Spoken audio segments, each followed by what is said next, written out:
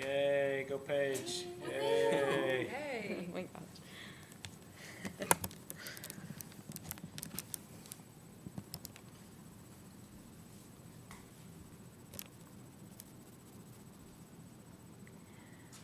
Pulling through the toll booth at my usual Dallas North Tollway exit, I came upon the man I had seen periodically for the past 4 years of high school, only this time in a different light.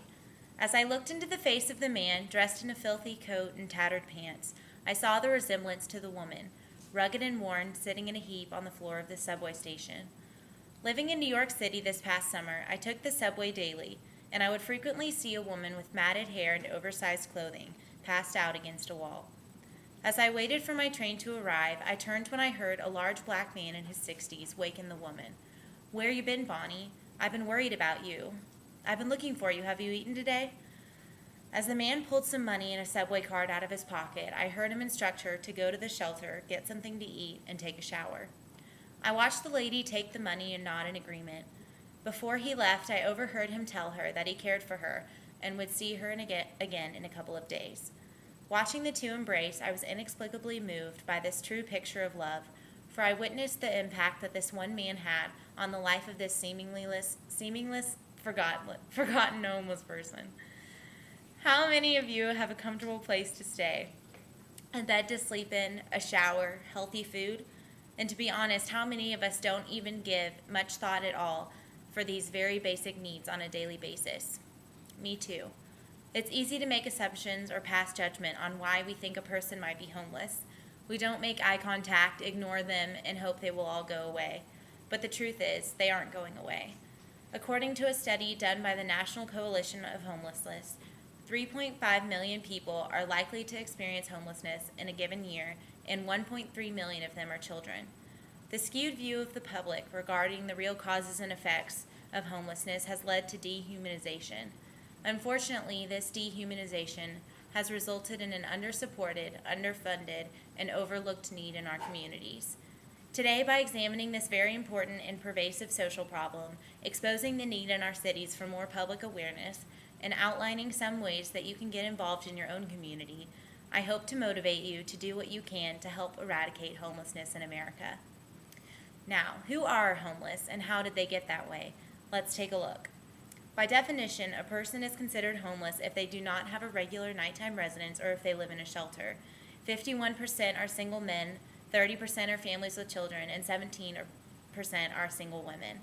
40% of the homeless men have served in the armed forces, and the fastest growing homeless population in our country is families with children. The reasons why people are homeless vary, and each person has a different story to tell. However, there are some general causes, some due to federal regulations and the economy, and others due to personal issues. One major cause is poverty, due to the loss of work-related income coupled with the ever-escalating inflation. Another major cause is an inability to afford rent.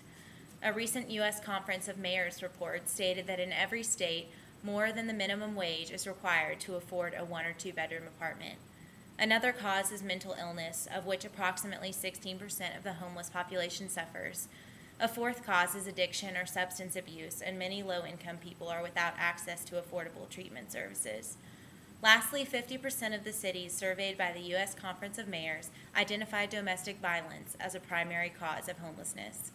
As you can see, the statistic causes of homelessness in this country greatly outnumber our solutions to deal with the problem, for we see our homelessness population grow every year. Therefore, the number one solution in America is to make more quality, affordable housing available for all of our citizens.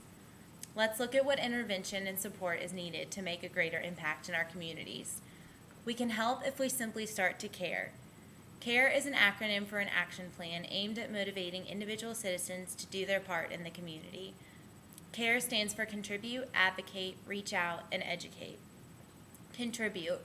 You can start simply by giving not only monetary donations, but also by providing food, clothing, and household goods.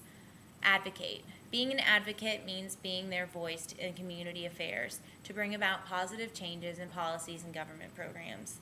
Reach out. Using our talents to help reach out includes such things as volunteering in our local shelters and soup kitchens or helping fixing public housing. Educate. With the help of the media, we can instigate awareness about this social problem. We can also support outreach programs in our schools and churches. I hope you feel motivated to get involved in this ever-growing problem of homelessness by simply beginning to care.